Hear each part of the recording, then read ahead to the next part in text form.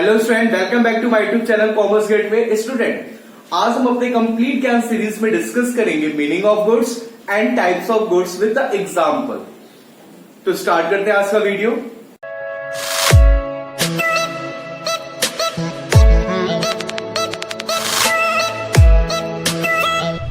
तो student, start करेंगे हम मीनिंग ऑफ गुड्स से। गुड्स की मीनिंग क्या होती है? एक सिंपल लैंग्वेज में हम कह सकते हैं कि जो भी बिजनेसमैन जिस चीज का बिजनेस करता है वो उसके लिए गुड्स होता है। जैसे एक बुक सेलर है, बुक सेलर का बिजनेस क्या होता है? बुक को सेल करना। तो बुक सेलर के लिए बुक क्या है? गुड्स है। सेम एज अगर कोई एक मेडिकल स्टोर है तो मेडिकल स्टोर में किस चीज का सेल होता है? मेडिसिन का होता है। तो मेडिसिन क्या है? उसके लिए गुड्स है। अगर कोई क्लोथ का बिजनेस करता है तो क्लोथ उसके लिए क्या होगा? गुड्स होगा। अगर कोई फर्नीचर का बिजनेस करता है तो फर्नीचर उसके लिए क्या होगा? गुड्स होगा। तो इन सिंपल लैंग्वेज बिजनेसमैन जिस चीज का बिजनेस करता है वो उसके लिए गुड्स होता है। तो हम देखते हैं डेफिनेशन इसकी। Goods include all those thing which are purchase for resale. Means goods में वो सारी चीजें आती है जिनको हम परचेज करते हैं किस पॉइंट ऑफ व्यू से? उसको रीसेल करने के लिए। जैसे मेरा सपोज दैट मेरा फर्नीचर का बिजनेस है, हम फर्नीचर बनाते नहीं है, फर्नीचर हम दूसरी जगह से खरीद के लाए और उसको हमने सोल्ड किया कस्टमर को। तो फर्नीचर मेरे लिए क्या हुआ? गुड्स हुआ। और which are use for producing the finish product, या हम उस गुड्स से फिनिशिंग प्रोडक्ट बनाए और फिर उसको सेल करें। जैसे अगर फर्नीचर का मेरा बिजनेस है, मैंने वुड परचेज करके लाया, वुड से हमने फर्नीचर बनाया, फर्नीचर को फिर सेल किया। तो ये वुड हमारे लिए क्या होगा? वुड क्या होगा? गुड्स होगा। Okay. And goods are divided into 5 categories. First one is a purchase, second one is a sales, third one is a purchase return, fourth one is a sales return, and last one is a stock. तो student, ये सारे points को हम discuss करेंगे अभी through journal entry. कहेंगे journal entry होती है और कुछ एग्जांपल के साथ। ओके स्टूडेंट, जो फर्स्ट टाइप है गुड्स का वो है परचेज। परचेज में जब भी हम गुड्स को बॉट करेंगे, गुड्स को खरीदेंगे, तो हम वहां पे क्या टर्म यूज करेंगे? परचेज। ओके, सिर्फ गुड्स को बॉट करेंगे। अगर सपोज दैट हमारा फर्नीचर का बिजनेस है और फर्नीचर को परचेज करके रीसेल करते हैं, तो हमने फर्नीचर परचेज किया और फिर उसको रीसेल किया। तो फर्नीचर परचेज जब करेंगे तो वहां पे हम किस टर्म का यूज करेंगे? परचेज का। क्योंकि जब भी गुड्स को बॉट करते हैं वहां पे हम परचेज यूज करते हैं। अगर से उसने एक मशीन खरीदा फर्नीचर को कटिंग के लिए, तो वहां पे फर्नीचर की कटिंग के लिए जो मशीन परचेज की जा रही है वो गुड्स ट्रीट नहीं होगी, वहां पे हम परचेज यूज नहीं करेंगे, वहां पे हम एसेट्स का नेम यूज करेंगे। ओके, आप लोगों को पता होगा कि there are 2 type of transaction. First one is a cash transaction and second one is a credit transaction. Okay, first one is a cash transaction and second one is a credit transaction. तो purchase की journal entry क्या होती है? Cash transaction में क्या journal entry होती है? Credit transaction में। तो फर्स्ट ऑफ ऑल परचेज जो है वो नॉमिनल अकाउंट है। परचेज क्या है? नॉमिनल अकाउंट है। क्यों? क्योंकि जब भी हम परचेज करेंगे हमारा एक्सपेंस होगा और सारे एक्सपेंसेस किस अकाउंट में ट्रीट होते हैं? नॉमिनल अकाउंट में। ओके, और नॉमिनल अकाउंट का रूल क्या होता है? Debit all the expenses and losses, credit all the income and gain. तो जब भी हम परचेज करेंगे हमारा एक्सपेंस होगा और सारे एक्सपेंस का रिकॉर्ड करते हैं डेबिट साइड में। इट मींस हम ये कह सकते हैं कि purchase account always shown in the debit side. Purchase account कहां पे ऑलवेज शोन होगा? डेबिट साइड में। अब हम बात करते हैं कैश ट्रांजेक्शन और क्रेडिट ट्रांजेक्शन की। तो कैश ट्रांजेक्शन में क्या होगा? परचेज जब भी हम करेंगे तो जर्नल एंट्री हमारी क्या होगी? Purchase account debit to cash transaction है। कैश हमारे पास से जाएगा जब भी हम परचेज करेंगे, कैश पेड करेंगे, और debit was comes in and credit was goes out. तो यहां पे कैश अकाउंट क्रेडिट हो जाएगा। हम बात करते हैं क्रेडिट ट्रांजेक्शन की। तो क्रेडिट ट्रांजेक्शन हम कैसे आइडेंटिफाई करेंगे? जब भी क्वेश्चन में या ट्रांजेक्शन में नेम गिवन होगा, only name is given in the transaction, तो it means it is a credit transaction. अगर नेम कैश दोनों गिवन है तो कैश ट्रांजेक्शन, कुछ भी गिवन नहीं है तो कैश ट्रांजेक्शन, या फिर कैश गिवन है तो कैश ट्रांजेक्शन ऑलवेज होगा। बट अगर सिर्फ नेम गिवन है ट्रांजेक्शन में तो क्रेडिट ट्रांजेक्शन होगा। परचेज ऑलवेज डेबिट होगा। ओके, एंड क्रेडिट ट्रांजेक्शन में कैश हो जाएगा नहीं हमारे पास से, हमने क्रेडिट पे लिया है, तो यहां पे हम नेम लिखेंगे, जिस पर्सन से हम परचेज करेंगे उसका नेम हम क्रेडिट में शो कर देंगे। यहां पे हम टू एग्जांपल लिखते हैं। First, purchase goods for cash ₹10,000। Second one, purchase goods from Ram. तो फर्स्ट ट्रांजेक्शन में कैश गिवन है, और परचेज जब भी होगा हमारे लिए एक्सपेंस होगा, परचेज अकाउंट कहां पे होगा, नॉमिनल डेबिट पे आ जाएगा, और फिर कैश हमारे पास से जाएगा, जब भी हम परचेज करेंगे कैश हमारे पास से जाएगा, तो कैश परचेज करेंगे टू कैश अकाउंट। यहां पे हमने 10,000 शो कर दिया। बट सेकेंड ट्रांजेक्शन में नेम गिवन है, और जब भी मैंने कहा ना सिर्फ नेम गिवन हो ट्रांजेक्शन में, तो कौन सा ट्रांजेक्शन होता है, क्रेडिट ट्रांजेक्शन होता है। वहां पे हम जनरल एंट्री क्या पास करेंगे, परचेज अकाउंट डेबिट टू, जब भी क्रेडिट ट्रांजेक्शन होगा हमारे पास से कैश जाएगा नहीं, तो हम यहाँ पे नेम मेंशन करेंगे जिससे हमने परचेज किया। यहाँ पे हमने किससे परचेज किया, राम, तो यहाँ पे राम मेंशन करेंगे, और सपोज दैट अमाउंट द 5,000, तो then you write the 5,000। Okay,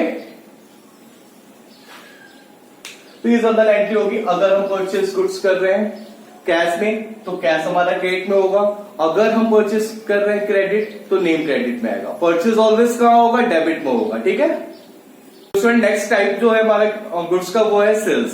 sales means जब भी हम गुड्स को सोल्ड करेंगे, गुड्स को जब भी हम सोल्ड करेंगे, तो क्या कहलाएगा, कौन सा टर्म यूज करेंगे, सेल्स यूज करेंगे सिर्फ गुड्स के लिए।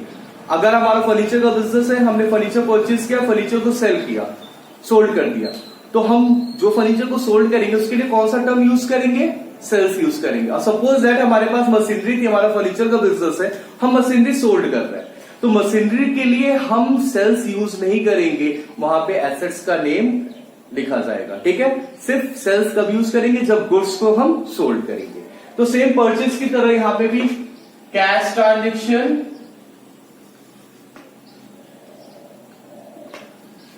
And credit transaction.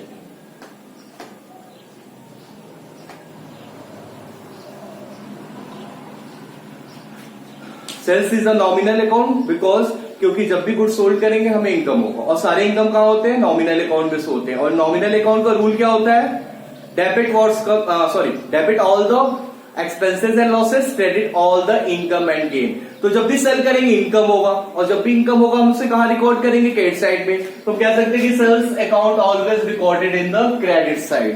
Purchase debit में हरदम रिकॉर्ड होगा, और सेल्स कहां होगा, क्रेडिट में। हम देखते हैं कैश ट्रांजेक्शन में, गुड्स हमने सोल्ड किया कैश में, तो उसकी जनरल एंट्री क्या होगी, गुड्स हम सोल्ड कर रहे हैं कैश में, तो कैश हमारे बिजनेस में आ रहा है, तो debit what's comes in cash account debit.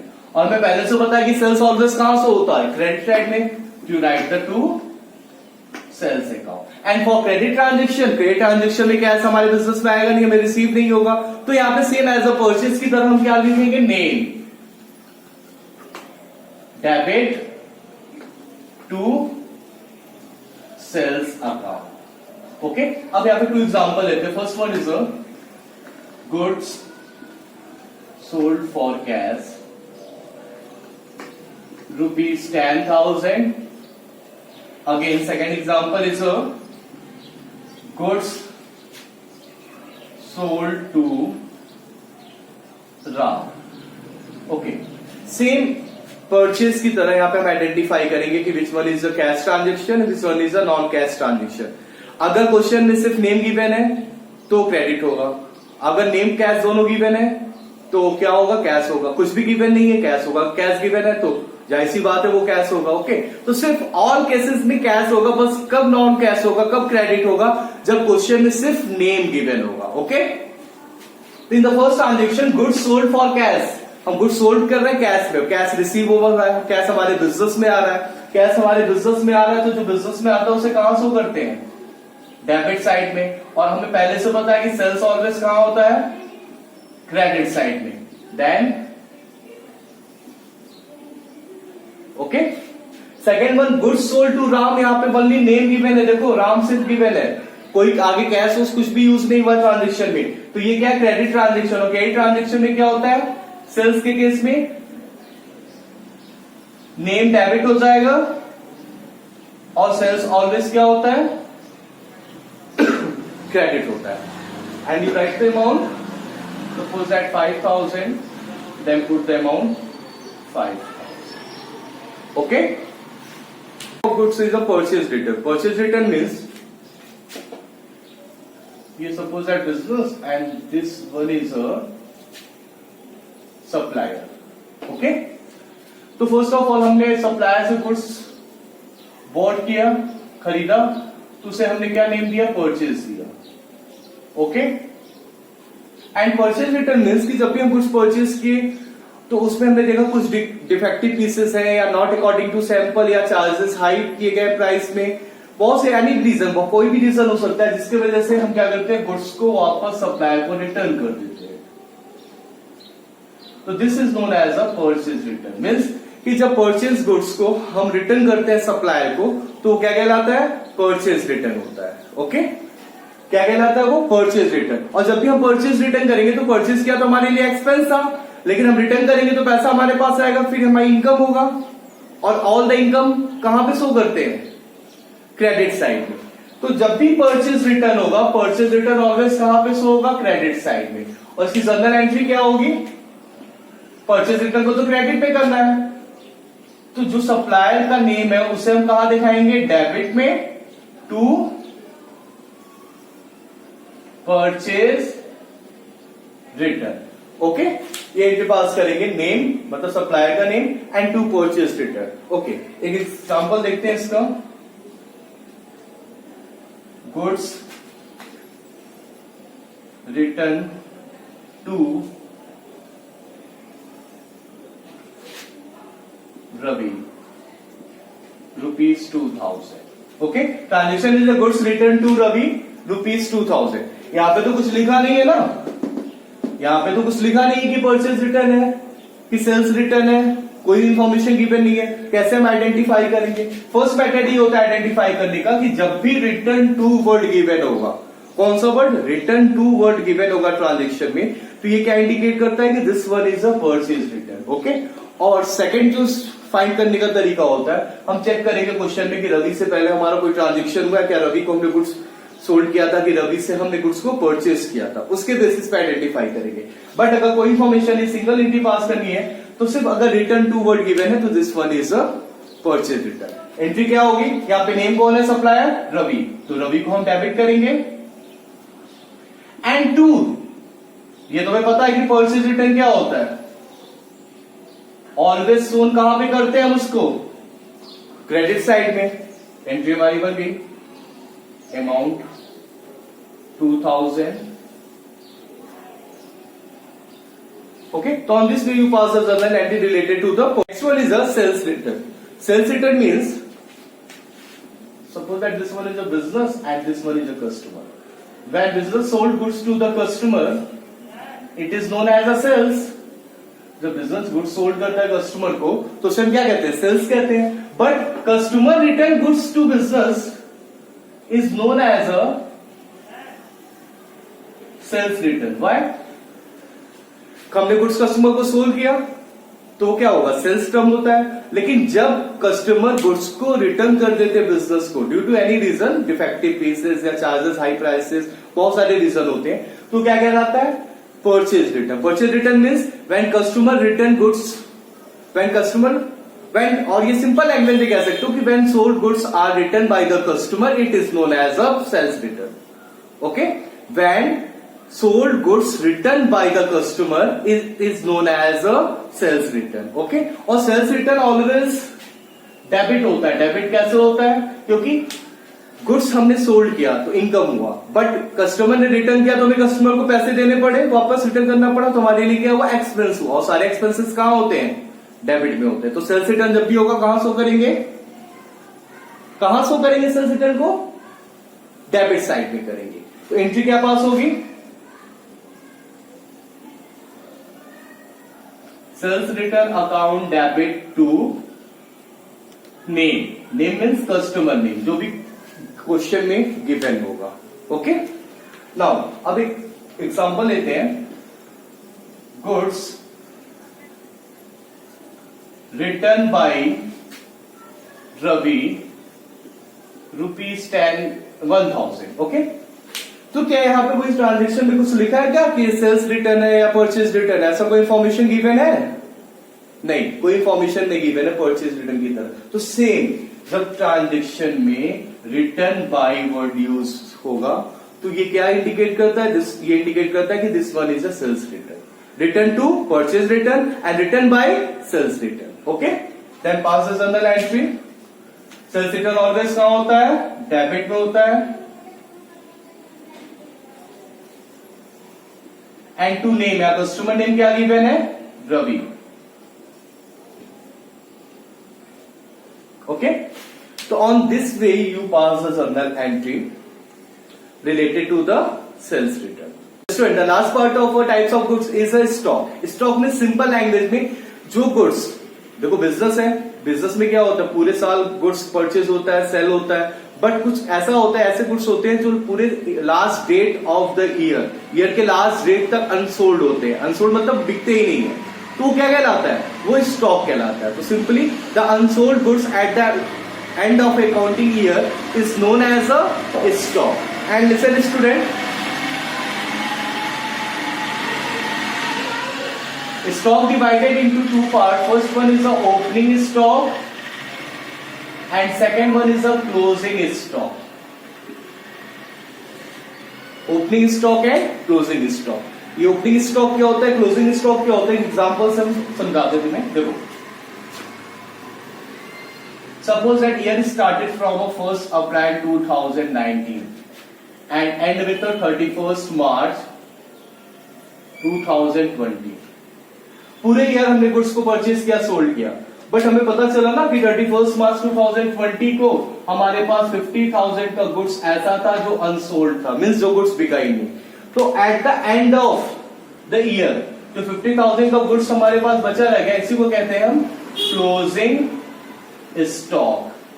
अब एक बात बताओ, जो 50,000 का गुड्स बचा रह गया उसे तो फेंक तो देंगे नहीं, या तो चैरिटी तो कर नहीं देंगे। उस गुड्स को फिर नेक्स्ट ईयर में हम ट्रांसफर करते हैं। नेक्स्ट ईयर में क्या करते हैं, ट्रांसफर करते हैं। तो नेक्स्ट ईयर की स्टार्टिंग डेट क्या होगी, 1st of April 2020 and closing 31st March 2021। तो ये जो 50,000 वाला गुड्स है ना, यहां पे ट्रांसफर हो जाएगा। अब ये 50,000 क्या कहलाएगा, ओपनिंग स्टॉक। ओके, अब मैं यहां पे आपको एक छोटा सा शॉर्टकट ट्रिक बता रहा हूं।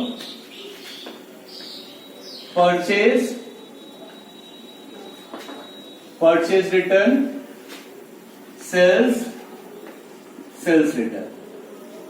अगर आपने लर्न कर लिया, आपको पता है कि परचेज रिटर्न डेबिट होता है और सेल्स रिटर्न क्या होता है, क्रेडिट होता है ऑलवेज। तो सिंपली इसका जस्ट अपोजिट हो जाता है। अगर परचेज डेबिट है तो परचेज रिटर्न क्या होगा, क्रेडिट होगा। अगर सेल्स क्रेडिट है तो सेल्स रिटर्न क्या होगा, डेबिट होगा। ओके, तो student that's all for today. आज के लिए बस इतना ही। हम नेक्स्ट वीडियो में डिस्कस करेंगे एक क्वेश्चन, मिक्सअप क्वेश्चन और स्टार्टिंग क्वेश्चन जनरल के, जहां पे एक एक ट्रांजेक्शन को मैं करके दिखाऊंगा, एक्सप्लेन करके कि कैसे इसकी जर्नल एंट्री प्रिपेयर होती है। ओके, तब तक के लिए बाय बाय।